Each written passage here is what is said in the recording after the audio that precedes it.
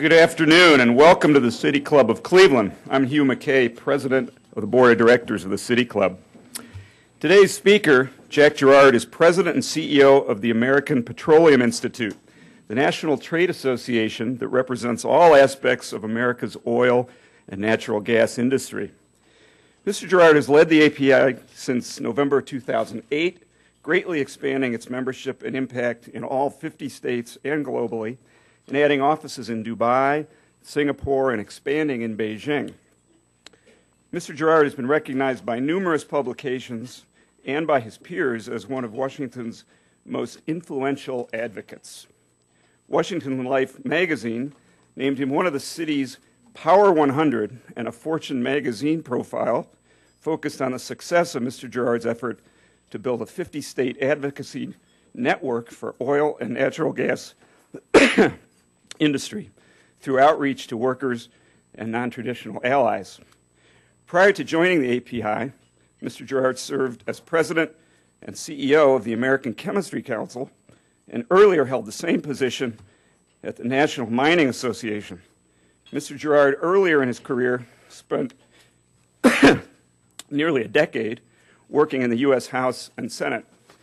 He serves as a board member and is past chairman of the National Capital Area Council of the Boy Scouts of America, is co-chair of the George Washington University Graduate School of Political Management's Council on American Politics, is chairman of the board of directors for the Congressional Coalition on Adoption Institute, and is a member of the Conservation Fund's Corporate Council. Mr. Gerard was born and raised in Idaho. He holds a Bachelor of Arts in Political Science and a JD degree from George Washington University. After he was named to head the American Petroleum Institute, the Washington Post wrote that Mr. Gerard was, quote, about to become the most hated man in Washington.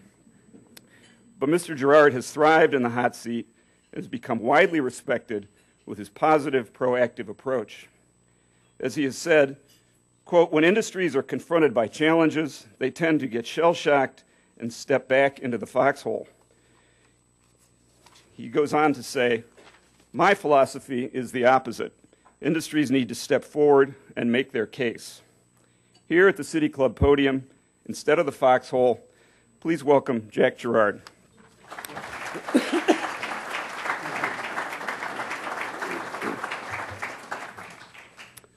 Well, thank you, Hugh, and thank you, ladies and gentlemen, for the invitation to be here today. As I was told before our luncheon today, you're the oldest continuous public affairs forum in the country, something you can be very proud of, and I appreciate, and I'm honored, frankly, for the opportunity to come here today and to share with you our views about the nature of the oil and natural gas business here in the United States and what that means for the great state of Ohio.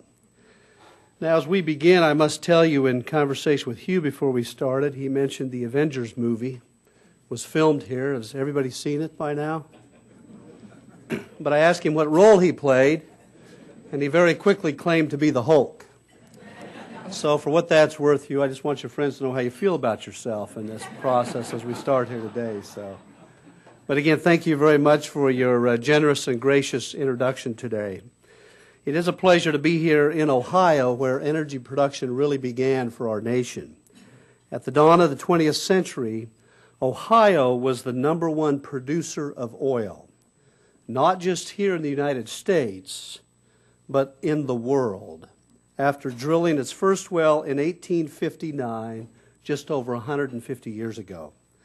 But Ohio doesn't just have a history of energy production, it has a very bright future in energy production. Developing Ohio's Utica shale energy resources could lead to 65,000 new Ohio jobs and $4.9 billion in your state's gross domestic product by 2014, according to a recent study. Energy development will create more jobs. It will increase our standard of living and enhance our energy security. But that will require a clear understanding of the potential benefits and an effective partnership between industry and government. Frankly, our industry must communicate clearly to Ohio's communities and demonstrate our commitment to safely and responsibly develop this vast resource. And government must ensure that we have policies that don't needlessly impede our ability to produce it. The kind of regulatory structures and oversight under which we can operate to nurture this opportunity and not to kill it, along with the great benefits that come with it.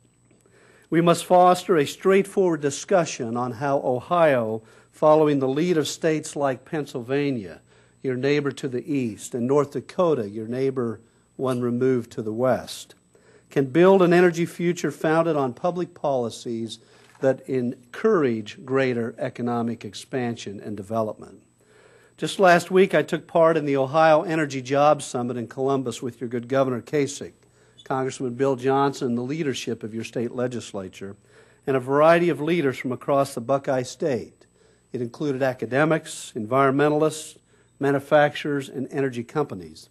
The level of discussion and ideas presented in the forum helped reinforce that Ohio is a state that understands the importance of having productive and reasonable discussions on your energy future. Ohio has immense opportunities to increase energy production within its borders thanks to the Utica and the Marcellus shales plays. It's the industry's use of new technology like horizontal drilling and hydraulic fracturing that have made this possible. The rebirth of energy development in Ohio is a fact of something that we are seeing all across our great nation. The safe implementation of our latest technologies, 3D and 4D seismic, horizontal drilling, hydraulic fracturing, is moving domestic energy development clearly into a new era. And in the process, employing hundreds of thousands of Americans, generating revenues for government at all levels, and improving our nation's energy security, one technology, one new find, and one pipeline at a time. This is all good news, and particularly good news for your great state of Ohio. To put all the recent developments in perspective and to prioritize the steps that policymakers can make to improve our energy economy even further, we at the American Petroleum Institute earlier this year issued what we call our State of American Energy Report. Our report highlights the facts that we are the most energy-rich nation in the world. When you consider U.S. fossil fuels, nuclear energy, renewable and alternative forms of energy, such as biofuels, we are the most energy-rich nation in the world.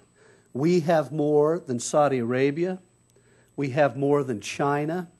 We have more than Iraq, Kuwait combined, and the list goes on. As the Congressional Research Service recently reported, the United States is first in the world in its potential. And through energy efficiency improvements and new technologies, today we're pleased to report we're using only half as much energy for every dollar of GDP as we did just in 1980. Today we're using half what we did in 1980 for every dollar of GDP. And at the same time, we're lowering emissions of our principal air pollutants, something we all aspire to do to improve our standard of living and to increase our lifestyles. The oil and natural gas industry is proud to be part of this great domestic news. New discoveries, enhanced production technologies, and efficiency improvements mean we have more oil and natural gas than anyone thought possible just 20, perhaps just 10 years ago. And that's good news for our country. That's also good news for Ohio and your economic development. It is here that local economies benefit from both the state and the national energy developments. I mentioned earlier the job and economic impacts that the Marcellus and Utica shale plays are having on the Ohio economy.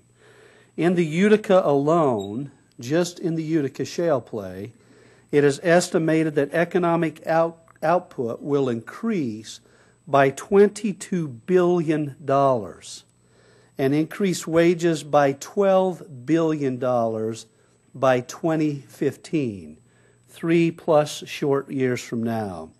That is a very significant impact on the Ohio economy.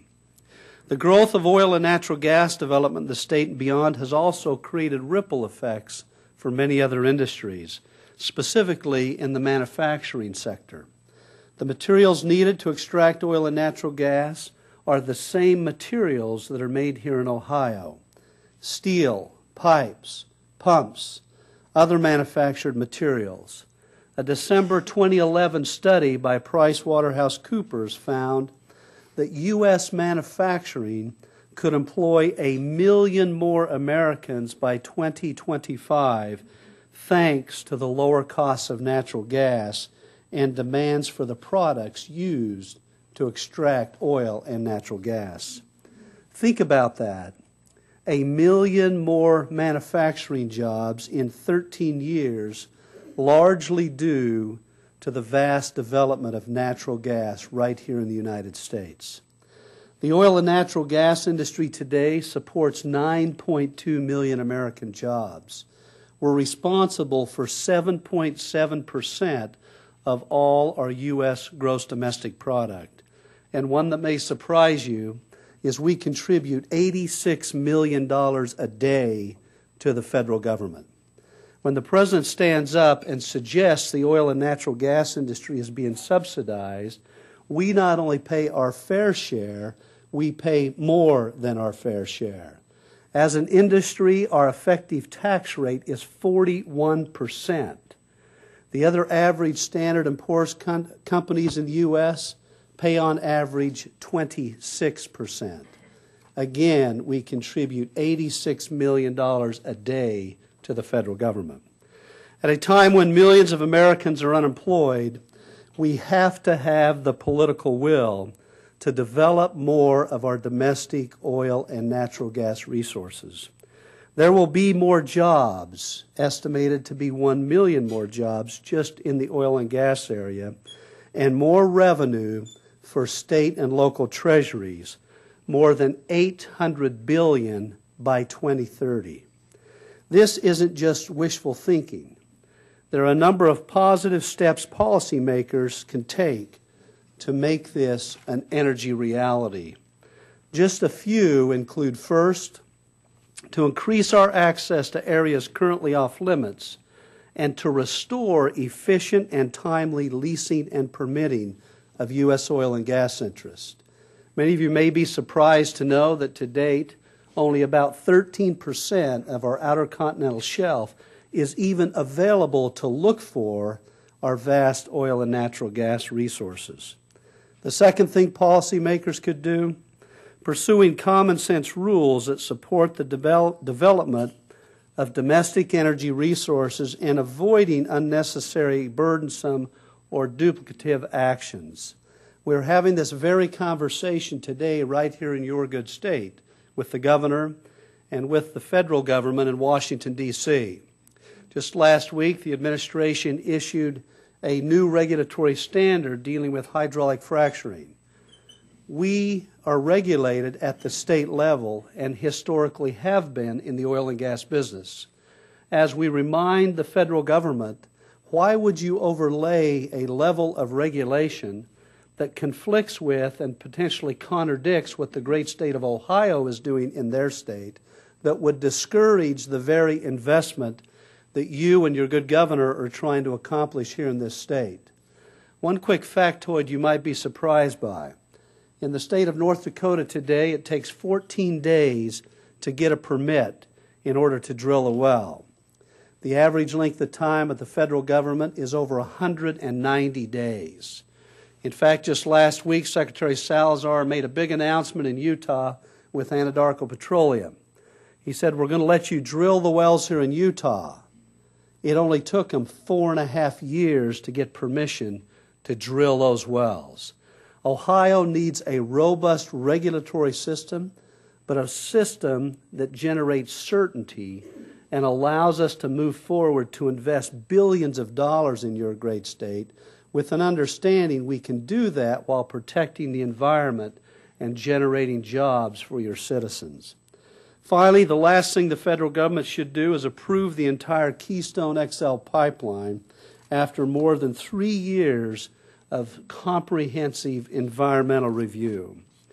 Significantly, if we were to expand the utilization of Canada's oil sands through the Keystone XL pipeline, increase our domestic U.S. oil production, and continue the development of our domestic alternative renewable biofuels, we could produce 100% of our liquid transportation fuel needs right here in North America in 12 years.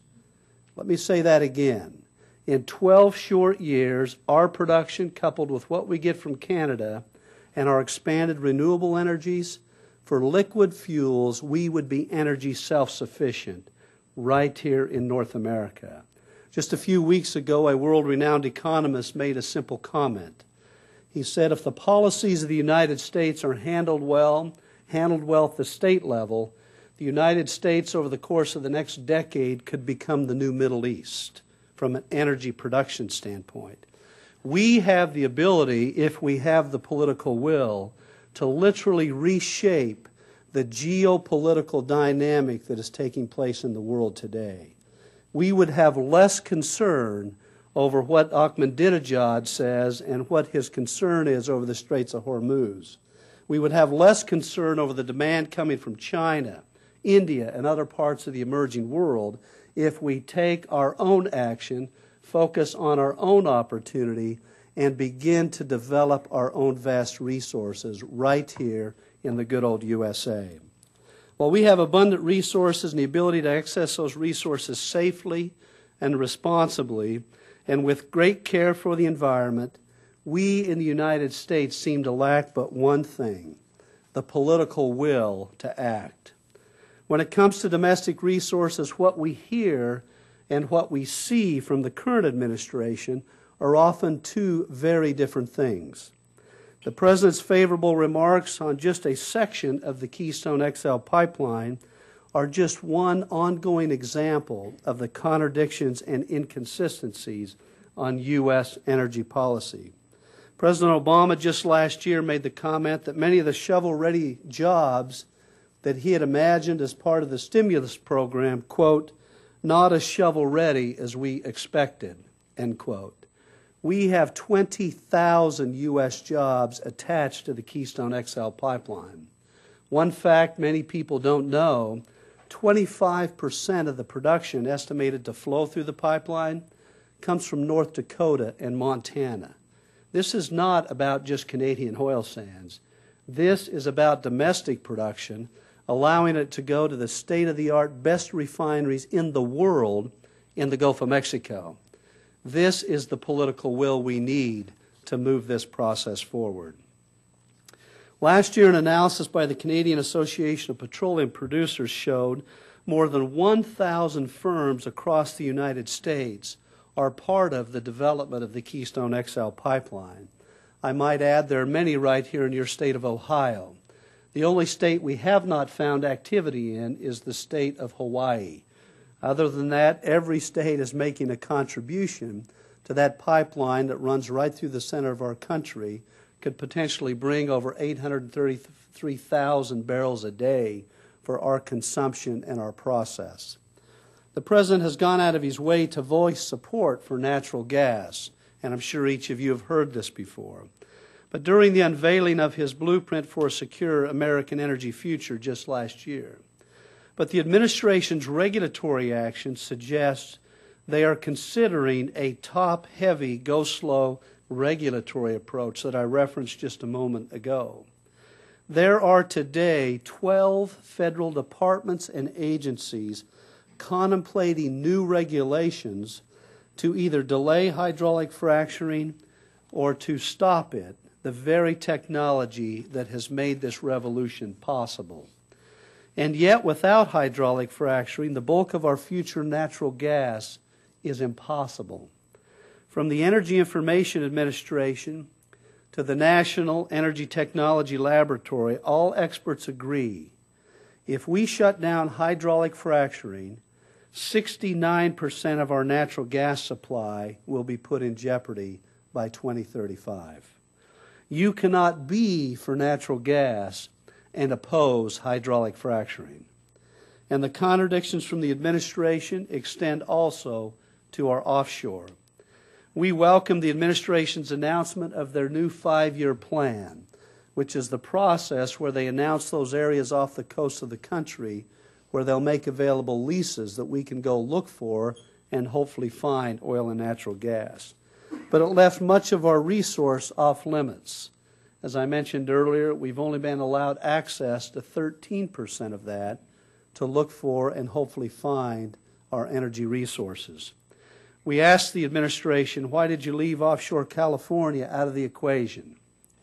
The response was because there was not local support for development off California.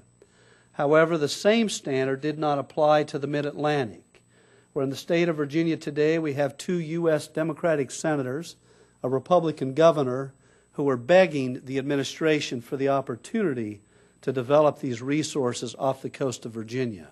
And the same is true with North Carolina and South Carolina. Today, close to 68% of all the American people support drilling in the outer continental shelf to develop our own resources to make us more energy secure. The 5-year plan I mentioned earlier is a step back from what previous presidents had put forward to develop this resource. The administration also left out the eastern Gulf of Mexico out of the plan, where we have known discoveries and we have existing infrastructure. Oil and natural gas leasing and permitting are the preparatory steps to production, and it is down on federal lands onshore as well as offshore. Let me remind you and draw a distinction: federal lands where the president controls versus state and private lands largely controlled by our governors and local legislatures. The number of new federal oil and natural gas leases in the western United States is down 44% when you compare 2009 and 2010 versus the 2 previous years. The same troubling trends have developed for drilling permits and the number of new wells drilled on federal land due to the slow-walking development by the administration. In 2010 alone, non-federal, again, state and private land, drilling permits across the western U.S. increased by 31%, even as federal drilling permits dropped by 13%. The disparity is compelling. It's the private sector, enabled by governors and state legislatures, that are enabling economic growth, while the federal sector is preventing it. The administration's policies are disconnected from our economic and energy reality and ignore the jobs, economic growth, and energy security available from this vast opportunity. Instead, it's on a course for less energy, not more, through policies that place domestic oil and natural gas resources off limits, through unnecessary and burdensome regulations, and through policies that say no to certain fuels. We are moving in the wrong direction, and most Americans understand this. Poll after poll shows American voters think that we are on the wrong energy track. The important question is, how do we get back on the right track? The first thing we would suggest is, if we're moving in the wrong direction, is we first need to stop what we're currently doing. We are encouraging policymakers, Congress, and the administration to stop and make the choices that put us on the right track to economic growth and job creation. We are, as I stated earlier, the most energy-rich nation in the world. We have the people. We have developed the technology and the ability to access and develop those energy resources safely and responsibly. We cannot stay trapped by policies that are driven by a zero-sum game philosophy for energy. A philosophy that says we must have less oil and natural gas so that we can have more of something else. But they fail to define what the something else is. They fail to tell us how we will fuel our domestic economy, how we'll create jobs, and fuel this vast economic engine as we try to get it back on its feet. Many people don't realize that 62% of all the energy we consume in the United States today is oil and natural gas. The experts, even in the Obama administration, will tell you that 30 years from now, even with the most optimistic projections surrounding alternative and renewable forms of energy, 30 years from now, we will still rely on oil and natural gas for 55% of all the energy consumed in the United States. The EIA projects we'll need 16% more energy of all types just to meet our growing demand by 2035. To get there, we must abandon the policies that permit or pit one resource against another and discard the rhetoric that isn't supported by action. We must make choices that move us in the right direction. By approving the Keystone XL pipeline could be a good first step along that course reversal to send a signal to the United States and to the world that we are serious about our own energy production. Getting on the right track also requires engaging the American people. We are working hard to make sure voters are informed about important energy issues. My time here today is a sincere reflection of our opportunity and willingness to come engage the public debate. We are anxious for all of you to become better informed and to express your views. We're anxious to hear those views as we decide the energy future of this great country. Elected officials and candidates need to hear from you as the voters regarding our challenges and our choices. To help facilitate that, we have launched a new campaign to help Americans understand really what's at stake and why energy issues should figure prominently in the voting booth this fall. Vote for Energy will encourage voters to make an energy ballot box issue in 2012. We are hosting events across the country.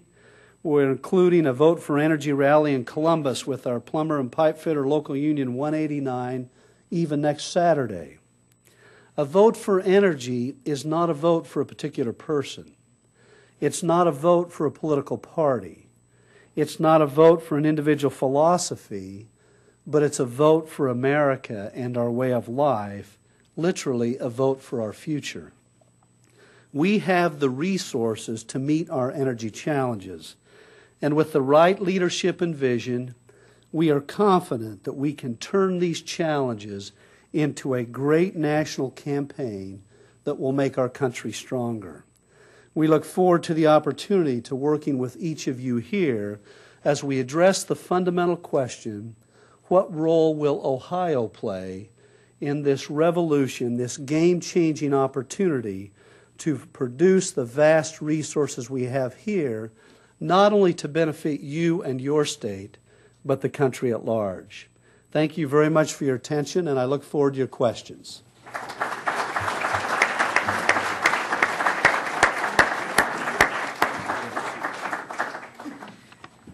Today at the City Club of Cleveland, we are listening to Jack Gerard, President and CEO of the American Petroleum Institute. We will return to Mr. Gerard in a moment for our traditional City Club question and answer period. We encourage you to formulate your questions now, and please remember to keep them brief. We welcome all of you here and those listening to WCPN 90.3 FM, WCLV, WTAM, or one of the many radio stations across the country. Our television broadcast partner is WVIZ PBS Idea Stream. Television broadcasts of the City Club are made possible by Cleveland State University and PNC. Our live webcast is supported by the University of Akron. Today is the City Club's annual Myron N. Crotinger Endowed Forum, made possible by a generous gift from Mr. Crotinger. We're pleased to welcome guests at tables hosted by Baker Hostetler and Fairmont Minerals. Thank you for joining us today. Now we would like to return to Mr. Gerard for our traditional City Club question and answer period. We welcome questions from any of you. Holding the microphone today is City Club Program Director Carrie Miller. First question, please. Mr. Gerard, thank you very much for your talk. As we get more involved in the development here in Ohio, as you pointed out, the environmentalists will fight this thing, as you already know, saying that the fracking will destroy the water tables. In fact, they're saying it's causing some earthquakes in the Youngstown area and all the other damaging things. What can API show us in facts to disprove or to put this in better perspective and to make sure that the general public gets a balanced answer to what the environmentalists are saying? Great question, and thank you for the question. One key fact, and let me first give you my source because the fact's going to surprise you. The source is the administrator of the Environmental Protection Agency, Lisa Jackson, who represents the current President of the United States. And here is the fact. We have been using the technology of hydraulic fracturing for over 65 years in the United States. We have drilled over 1.2 million wells with this technology. And there has never been a case of water contamination as a result of hydraulic fracturing. Period. End stop. Now, why is that so important? The reason we're here today, and again, we thank you for the opportunity, and the reason we want to get out and to talk to the American people and the voting public, there's a lot of misinformation surrounding this great opportunity. So I'd raise two quick points. First, we hope you'll look at that information. Go back to the sources. You don't have to believe me. I come from the industry. But you can go look at the facts. Go look up Lisa Jackson, or we can provide the comments to you. After all this misinformation that's been out there, after 65 years and 1.2 million wells, there is yet to be a case of water contamination as a result of hydraulic fracturing. She restated that just last week. She has said it in public testimony before the Congress of the United States. And yet we hear a lot of misinformation. The other simple point I would raise and encourage you to look closely at is look who it is that's promoting the misunderstandings or the misinformation.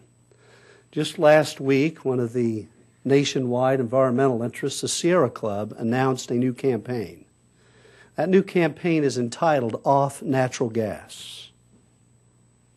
Let me repeat that. The new campaign is entitled Off Natural Gas. So in addition to some of their historic views about being off oil, now they have talked about, publicly admitted, that their agenda is to get us off natural gas. Now, I can understand why some people might believe that's a good approach. However, 62% of all the energy we use today, as I mentioned earlier, is oil and natural gas. 30 years from today, it will still, 55% will still be oil and natural gas. It took us 100 years in this country to get off wood as our primary form of energy, right? Our industry invests heavily in alternative renewable forms of energy. In fact, since 2000, the oil and natural gas industry has invested $71 billion. That's compared to $43 billion that the federal government has invested to find new technologies, new energy sources that are zero carbon emitting or low carbon emitting technologies. Those are the facts. Our hope is to engage the American people and you as voters in a good, robust debate, but to anchor that debate in factual information. Because I believe in Ohio, just as we see clear across the country today, when people understand the facts, the energy and economic reality, overwhelmingly, they support development of American energy by Americans for Americans. So we're anxious to engage in that public debate, and thank you for the question. It's probably the one most misunderstood issue surrounding the very technology that's created this game-changing opportunity. Thank you.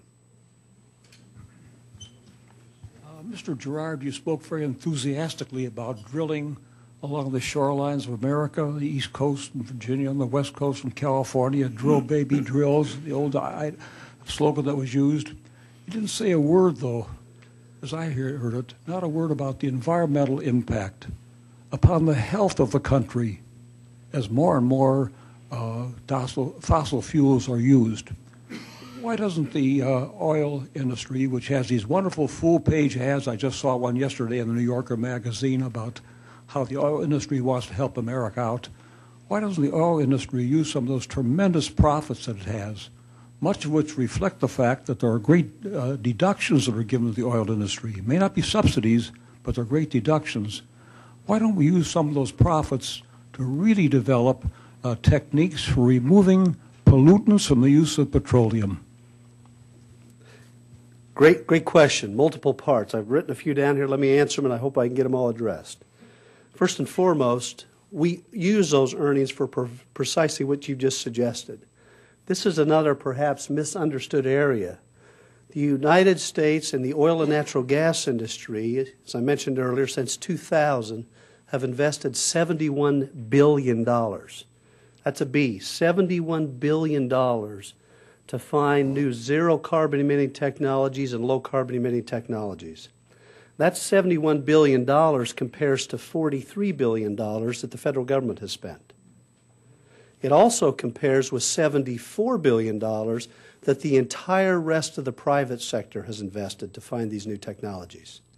We take second seat to no one in finding those new alternative forms of energy.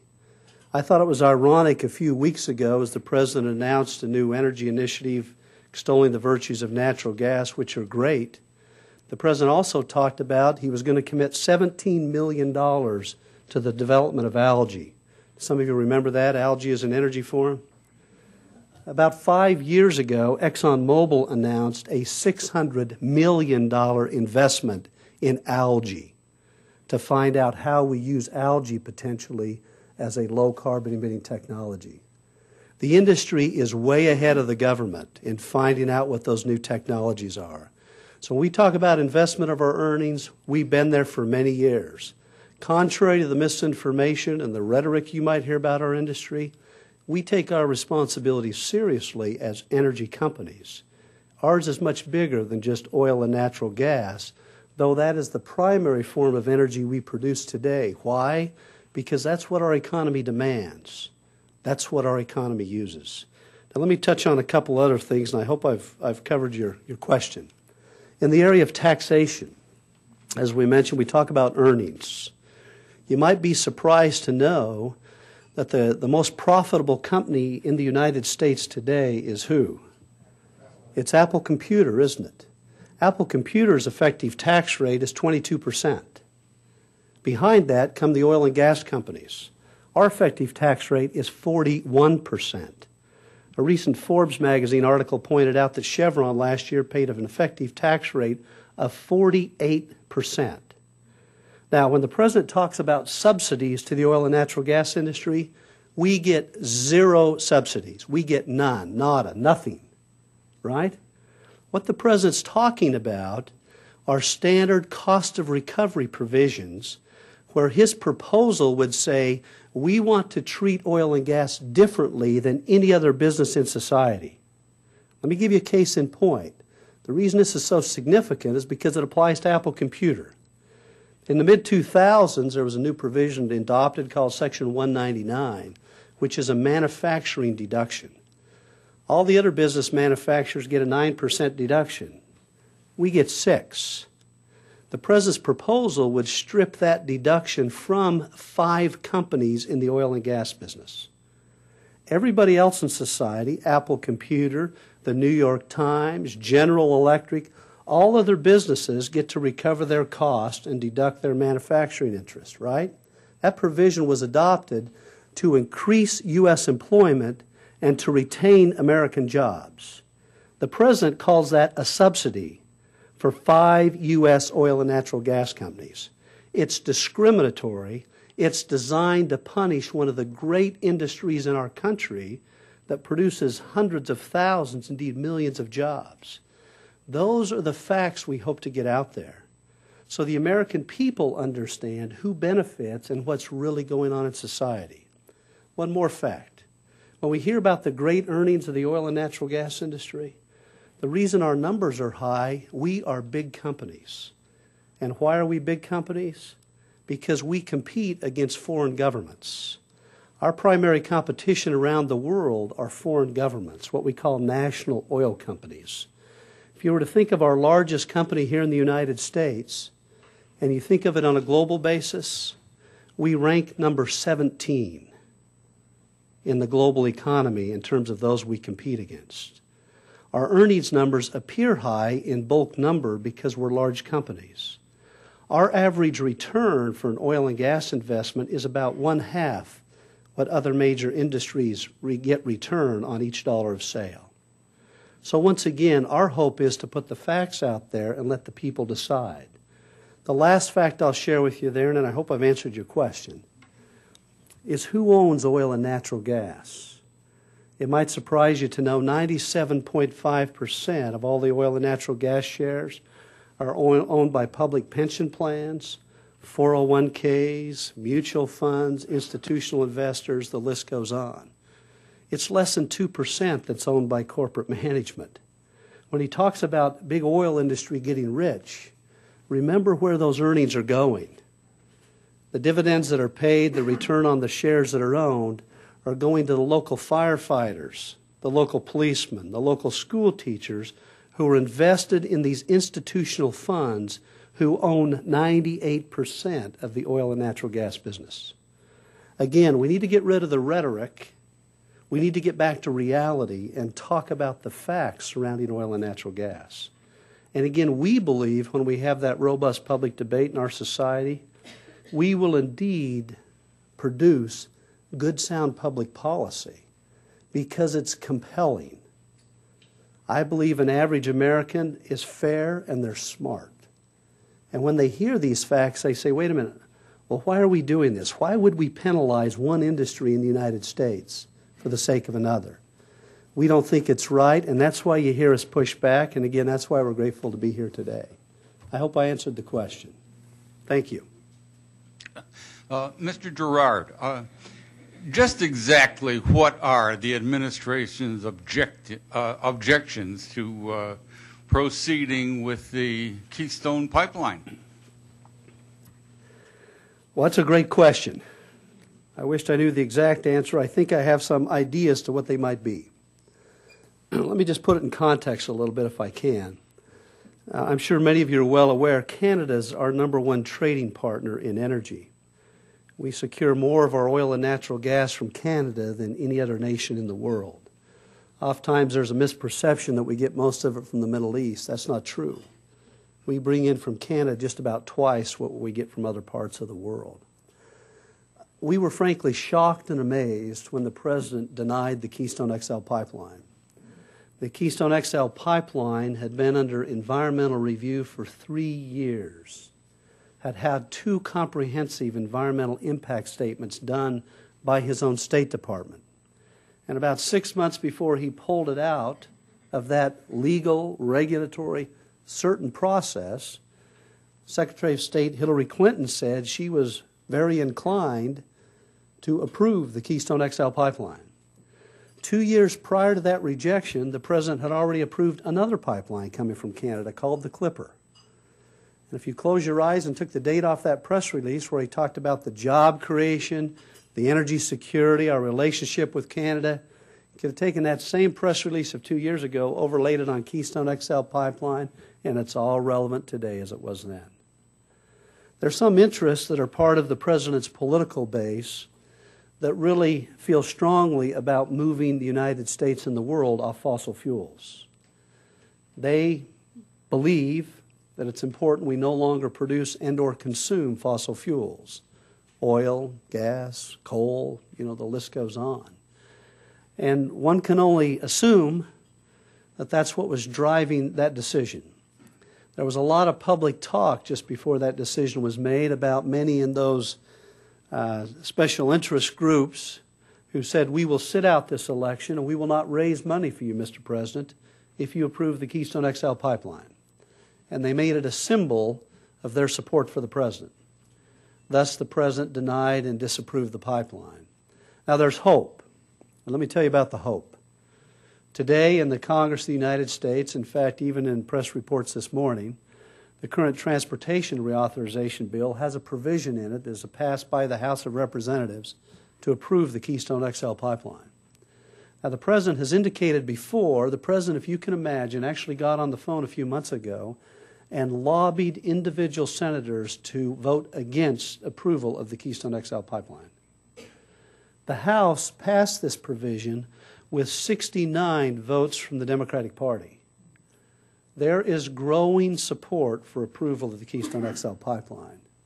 11 Democratic senators in the Senate of the United States supported, through legislation, the approval of the Keystone XL pipeline.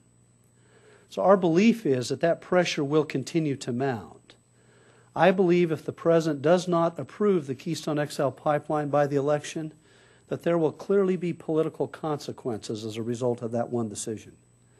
This is an area the American people clearly understand. And much like you, they cannot understand why, with something so simple, Prime Minister Harper of Canada said, this is a no-brainer. Now, to raise a little more anxiety, some of you may not be aware, within 2 weeks of the announcement of denying the Keystone XL pipeline, Canadian Prime Minister Harper flew to China. And there he arranged an arrangement with the Chinese where they now have another proposal to build a pipeline from the oil sands to the West Coast, where this oil will then be transported to China for their use. The Chinese are serious about their energy future. We see them all over the world. They are making major acquisitions in the Canadian oil sands because they know that their economy and their ever-expanding economy is based on the foundation of oil, natural gas, and coal. And they're going to make sure they can fuel that economy for economic development and improvement of the standard of living of their people. We need to do the same. We need to have the political will in this country to think the same way about our own interest, and thus we hope the President will approve the Keystone pipeline. Good afternoon. Good afternoon. Recently, in February, I was going out to St. Croix in the Virgin Islands, and sitting next to me was an engineer going out to close down a refinery on the island. Yep. And we're looking out the window, and I see what I think is an island, and he tells me it's an oil slick. And he says, somebody ought to clean that up. Who do we call? I'm an hour out of Miami in the air. Who do we call someplace to complain about an oil slick out in the middle of the Atlantic Ocean? You've mentioned continued drilling off the shore. Nice speech. You didn't say anything about if there's another BP spill, new technology involved in cleaning up the spill. Is there any new technology? And if you know, who would I call in the federal government to say, go out and look at this spill and clean it? And it was as big as an island. I thought it was as south of Florida or something. Great question. Thanks for the question. Did he tell you where he thought the source of that was? No. Okay. Let me give you another fact you'll be surprised with. Mother Nature, through natural seepage off the ocean floor, puts hundreds of thousands of barrels of oil into the ocean every year. Hundreds of thousands of barrels of oil. Right? You remember during the BP spill in the Gulf of Mexico, remember when they had the scientists go out and get the little tar balls and they'd take them back to analyze where they came from? Because the clear majority of all that washed up on shore was natural seepage from the ocean floor. If you look in places like California, for any of you that have been on the beach out there, have you ever been walking around the beach and you get a little black spot on your heel or on your foot? It's a natural tar ball, and it comes up from natural seepage that Mother Nature puts into the ocean on an ongoing basis. In fact, in California, the industry has been working for many years to develop technology to try to capture what Mother Nature puts into the ocean to better improve the environment. So that's the first thing. Second thing, the person to call would be the Department of Interior in the federal government. By and large, controls the waters in the Outer Continental Shelf. So that would be another place to call if you have a sighting like that.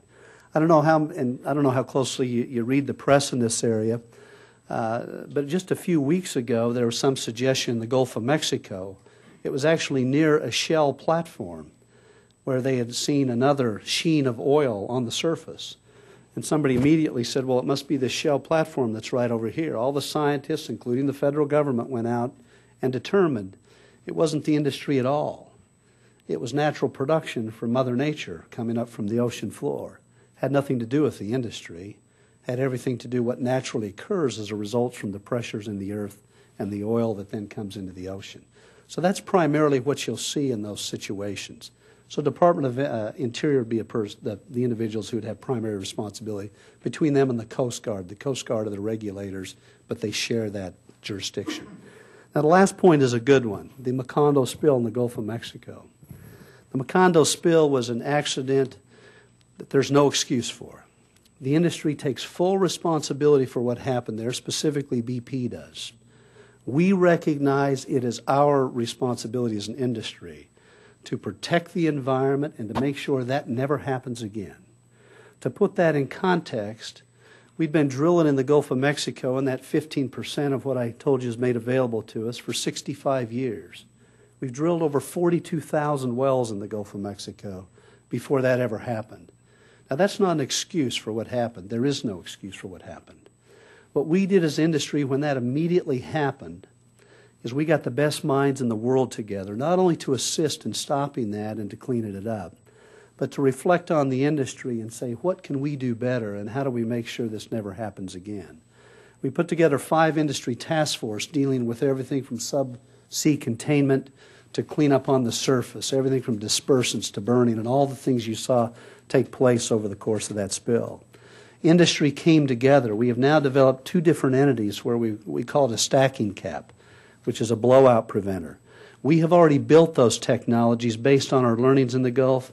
They are built standing ready in the Gulf of Mexico today. And they're prepared and ready to go in the event anything happens.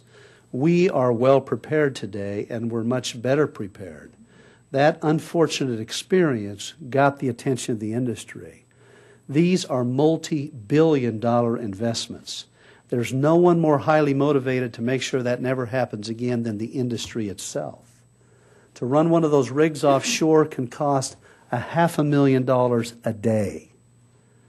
Let me say that again, $500,000 a day to operate one of those offshore rig drilling platforms. So we are highly motivated to make sure that never happens. We recognize it's our responsibility. Last thing I would add, part of the API, our original purpose being established back in 1924, was to develop standards and best practices for the industry. We develop those gold standard practices and push them across the global world, if you will, in terms of use to make sure those best practices are being implemented everywhere. The first regulatory change that the Department of Interior made following that unfortunate event was to adopt the industry best practices as mandatory for everyone. That's something we as industry encourage. We developed the platform, we upgraded it, we have our experts looking at it all the time to make sure we're protecting the environment, protecting our people. Thank you for the question. Hi, Mr. Gerard. Thanks for coming today. I appreciated your perspectives and your information. I'd like to take it in a little different direction, kind of looking to the future. And one of the things, there's a lot of talk about how low-cost natural gas is today. How long is it going to stay that way? There's a big gap between the cost of gas and the cost of oil in the world. And I guess I'd like you to reflect upon, when do you see that starting to normalize, exports leaving the U.S. to other parts of the world? How long do you think we can enjoy this low cost of natural gas that we have today? Well, there's a lot of different estimates out there, but it's a long time. And what I mean by that, if you look at what we currently know today, it's estimated we have well over 100 years of supply of natural gas. And so a lot of things are happening as a result of natural gas. If you go back historically the past 3 years, you'll probably all remember, because it had an impact on your great state, particularly in the manufacturing sector. When the price of natural gas got up to $13, $14, we were seeing jobs leave the United States, manufacturing jobs. Now they're coming back. Gas is at about $2, a little over $2, and expected to stay low. Now, a lot of experts will say they believe it will normalize somewhere probably between $4 and $6, about half of where it was a few years ago. But the important part of the question I'd like to touch on is in the manufacturing area. Many don't realize that 96% of everything manufactured in the United States is touched by the business of chemistry, some form of chemical restructuring, by and large through our chemical facilities, Dow, DuPont, the list goes on. those companies are heavily dependent on natural gas as their primary feedstock. Now, I'm oversimplifying this, but if you think of a chemical plant where we change the molecular structure of natural gas and convert it into the fabrics in your clothes, the paints on the ceilings, the plastics in your car that make them more energy efficient so they burn less fuel, the composites that go in to build windmills so we can have wind energy, the panels and solar panels so we can have solar energy, it all begins in the United States with natural gas. So a chemical plant is literally a big pipe of natural gas going into the chemical plant where they break up its molecular structure and convert it into all these consumer goods I've just talked about. So by bringing that price of natural gas down due to the vast supply we have, we are literally encouraging the resurgence or renaissance in our manufacturing sector. Go talk to all the companies today. U.S. Steel right here in Lorraine just a few weeks ago, announced multi-million-dollar expansion of their steel production. Why? They're producing the tubular pipe to produce oil and natural gas. Shell Oil announced a major facility. I know your good state was anxious to have it built here. They're talking about building it in Pennsylvania. Why is that being built? It's a multi-billion-dollar investment that will employ thousands of people because of the low cost of natural gas. So estimates are that we have a vast resource for many years to come. As we continue to improve our technology to develop and produce that resource, it will literally be game-changing in our economy because we'll encourage the recovery of manufacturing jobs, will allow the U.S. steels to return, the other steel manufacturing in this country, and the list goes on. Most people believe, as I say, based on third-party experts, that price will normalize $4 to $5, $6. And right now the price is way low because we're producing a lot of it. A lot of that energy in the drilling rigs will move more to liquids and particularly into oil production. And that's a great opportunity for Ohio because the Utica Shale is estimated to have a lot of crude oil and liquids in it. Great opportunity for you guys.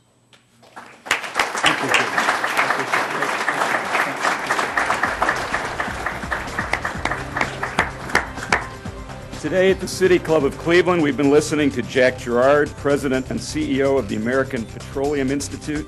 Thank you, Mr. Gerard. Thank you, ladies and gentlemen. This forum is now adjourned. For information on upcoming speakers or for podcasts of the City Club, go to cityclub.org.